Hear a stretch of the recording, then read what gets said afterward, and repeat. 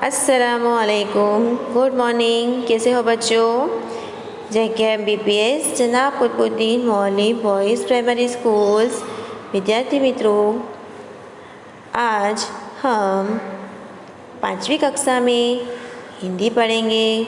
बच्चों, हमारा इकाई 11 यानी कि पाठ 11 सच्चा बालक पूर्ण हो चुका है और आज हम स्वधीय बुद्धि कार्य की ओर चलते हैं। बराबर, तो देखते हैं सच्चा बालक का जीवन प्रसंग। देखो बच्चों, स्वधीय पोथी में यह हमारा पहला प्रश्न है, सच्चा बालक जीवन प्रसंग पढ़िए और लिखिए। तो यह जो हमको दिया है यह पढ़ना है और अच्छे अक्षर से आपको स्वधीय पोथी में लिखना है। लड़का, मेरे पास 40 अशरफियाँ है। नंबर 2, आसमान में घनघोर बादल छाए हैं। नंबर 3, माँ ने कहा था बेटा सदैव सच बोलना। हमेशा सत्य की ही जीत होती है। हॉकी हमारा राष्ट्रीय खेल है। बराबर, आगे देखते हैं हम प्रश्न नंबर 2। निम्नलिखित प्रश्नों के उत्तर 1-2 शब्दों में लिखिए। नंबर 1, काफिला कहाँ जा रहा था? बगदाद की ओर जा रहा था। लड़के के पास कितनी अशरफियाँ थी? 40। काफिले पर कौन टूट पड़े? डाकू टूट पड़े। बालक चुपचाप क्या देखता रहा? लूटमार देखता रहा। डाकुओं ने क्या करना छोड़ दिया? लूटमार करना छोड़ दिया। सच बोलने वाले बालक कौन था? अब्दुल कादिर। अब्दुल कादिर की समाधि कहाँ है? बगदाद में। तो बच्चों, आपका प्रश्न नंबर 3 की ओर देखते हैं। निम्नलिखित प्रश्नों के उत्तर एक एक वाक्य में लिखिए। लड़के ने अशरफियाँ कहाँ रखी थी? देखिए, लड़के ने अशरफियाँ अपनी सदरी के अस्तर में रखी थी। लड़के की माँ ने उसे क्या सीख दी? कि हमेशा सच बोलना, झूठ बोलना पाप है। तो हमेशा क्या सीख दी? सच बोलने की। डाकू लड़के को किसके पास ले गया? सरदार के पास ले गया। डाकू सरदार को क्या देखकर आश्चर्य हुआ?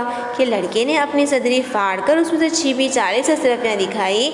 तब डाकू सरदार को आश्चर्य हुआ।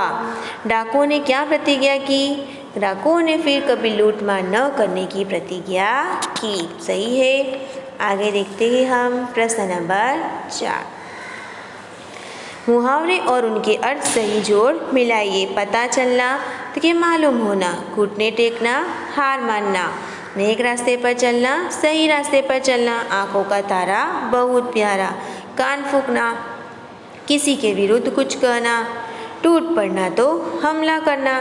तो बच्चों, हमने से ब में से जो सही लगा उसकी जोड़ हमें यहाँ पर मिलाइए। बराबर, यह प्रश्न तो हम नोटबुक में भी कर चुके हैं। प्रश्न नंबर 5, शब्द समूह के लिए एक शब्द लिखिए। नंबर 1, यात्रियों का समूह काफिला। यात्रियों को जो सब एक दूसरे के साथ यात्री जो जा रहे थे वो क्या था? काफिला था। लूटमार करना, तो लूटमार। सोने का सिक्का, अशरफी। प्रश्न नंबर 6, कोष्टक में से उचित शब्द चुनकर रिक्त स्थानों की पूर्ति कीजिए। रास्ते में खाली जगह पर डाकू टूट पड़े। किस पर टूट पड़े? काफिले पर। लड़के ने अपनी सदरी फाड़ डाली। हम लोग बड़े होकर भी ईश्वर के बताए हुए नेक रास्ते पर नहीं चलते। सच बोलने वाले बालक का नाम कौन था? अब्दुल कादिर था। बराबर। प्रश्न नंबर 7, सही वाक्यांश चुनकर विधानों को पूर्ण कीजिए। प्रश्न नंबर 1, काफिले पर डाकू टूट पड़े और लूट मार करने लगे। तूने इन अशरफियों का पता हमें क्यों बता दिया?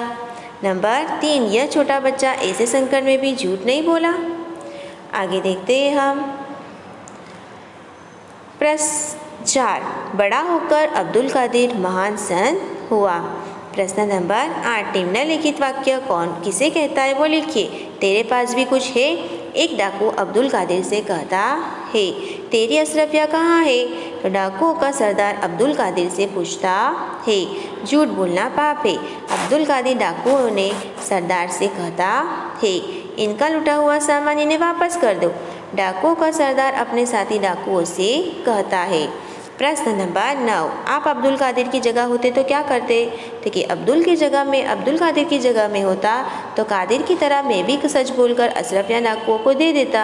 डाकुओं से कहता कि मैं इतना छोटा होते हुए भी सच बोलता हूँ और अपनी माँ का कहना मानता हूँ, और आप लोग बड़े होकर भी भगवान के बताए हुए नेक रास्ते पर नहीं चलते। बराबर।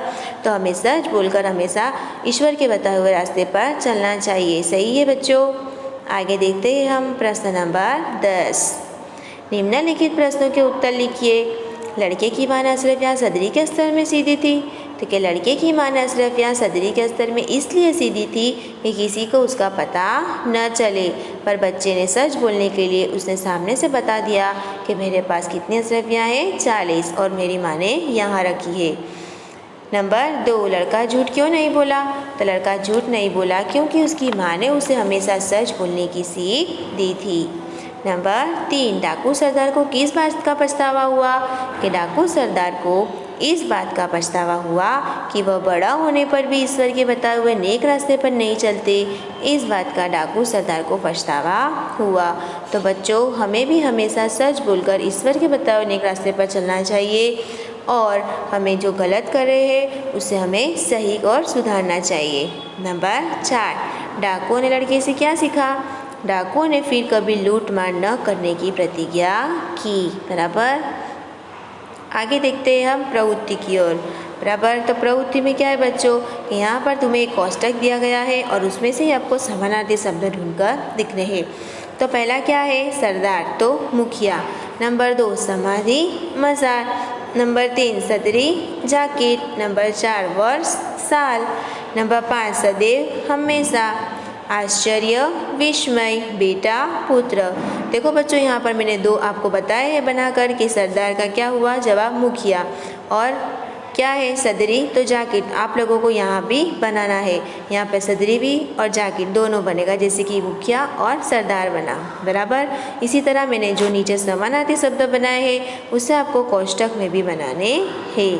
तो सही है बच्चों, आप लोगों को अब तो बनाते आ ही जाएगा। तब हम चलते हैं प्रवृत्ति नंबर 2। कोष्टक में दिए गए शब्दों के विरुद्धार्थी शब्द ढूंढकर गोला कीजिए और उसे लिखिए। तो पहला शब्द क्या है, माँ। तो माँ का विरुद्धार्थी शब्द क्या आएगा बच्चों, माँ बाप। नंबर 2, प्रसिद्ध अप्रसिद्ध, बड़ा छोटा, आज कल, सच झूठ, पास दूर, नेक बेईमान। बराबर। आगे देखें हम। हिंदी दैनिक पत्र है बच्चों। प्रवृत्ति नंबर 4 में कि वडोदरा में से पहली बार गणेश जी की मिट्टी की प्रतिमा स्थापित हुई है। बराबर। तो वडोदरा के उत्सव प्रिय नगरी वडोदरा में गणेशोत्सव के कुछ दिन के लिए शहर के छोटे मोटे युवक मंडलों द्वारा गणेश जी की प्रतिमा स्थापित करने के लिए तैयार की गई थी। इससे पर्यावरण ओपी प्रतिबंध ध्यान में रखकर शहर में राजमहल रोड स्थित ताड़फलिया सार्वजनिक युवक मंडल ने इस वर्ष की पहली बार गणेश जी की प्रतिमा स्थापित करने का निर्णय किया था। ताड़फकीला युवक मंडल द्वारा प्रथम बार 22 फुट ऊंची तथा 800 किलो वजन की विशालकाय गणेश जी की प्रतिमा बनाने का बीड़ा उठाया गया है। प्रतिमा के निर्णय के लिए कोलकाता के विशेष मूर्तिकार तपन मंडल के कलाकारों को बुलाया गया है। यह कलाकार पिछले 1.5 माह से शहर को मेहमान बनाया है और शस्त्रकारों की विधि से अनुसार गणेश जी की मिट्टी की प्रतिमा अंतिम रूप दिया गया है। बच्चों, यह जो फक्र दिया गया है इससे हमें प्रश्न के उत्तर लिखने हैं। तो देखते हैं हम। पहला प्रश्न क्या है कि अखबार में छपे प्रसिद्ध कब हुए थे। तो कि अखबार में छपे समाचार 28 अगस्त 2011 के दिन प्रसिद्ध हुए थे। बच्चों, यह प्रवृत्ति चौपड़ी में भी दी गई है और स्वदेपोथी में दी गई है, पर हमने चौपड़ी में से नोटबुक में नहीं लिखी क्योंकि इसे हमें स्वदेपोथी में लिखना है। समाचार किसके बारे में है। देखिए, समाचार वडोदरा में गणेशोत्सव के लिए तैयार होने वाली गणेश जी की 22 फुट ऊंची और 800 किलो वजन की मिट्टी प्रतिमा के बारे में है। वो किस शहर के समाचार हैं। तो वडोदरा शहर के। गणेश जी की प्रतिमा किससे बनाने का निर्णय किया था। तो कि गणेश जी की प्रतिमा मिट्टी बनाने का निर्णय किया था। आगे देखें हम कि प्रतिमा निर्णय के लिए किसको बुलाया गया है। कि प्रतिमा निर्माण के लिए कोलकाता से विशेष मूर्तिकार को बुलाया गया था। कहाँ से आया था वो, कोलकाता से। तो बच्चों, हमारी प्रवृत्तियाँ पे पूर्ण होती है। पहले हमने लिया है कि पढ़िए और लिखिए। तो आपको पढ़कर अच्छे अक्षर से लिखना है कि पर्यावरण की रक्षा करना हमारा धर्म है। आगे देखते हैं नंबर 2। हमेशा सच बोलना चाहिए। सत्य ही ईश्वर है। गांधी जी सत्य और अहिंसा के पुजारी थे। बच्चों, यहाँ पर हमारा 11वां पाठ सच्चा बालक पूर्ण हो चुका है। अब हम आगे 12वां पाठ पढ़ेंगे, दुम दुमा गाँव के बच्चे। तो बच्चों, आप लोगों को स्वाध्याय पोथी में अच्छे से लिखकर पूर्ण करना है। Thank you.